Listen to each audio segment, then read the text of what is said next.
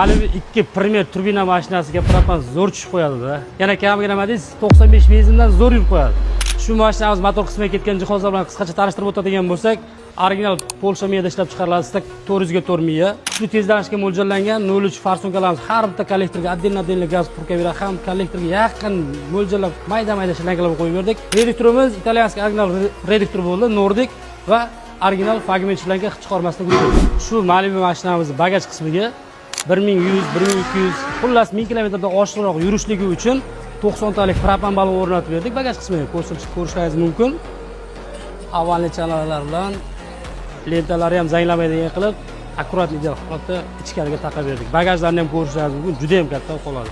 Mana shu ustanovkamiz $580 bo'ldi narxi. Qo'shimcha ma'lumot olish uchun pastdagi raqamlarga bemalol aloqaga chiqishlaringiz mumkin.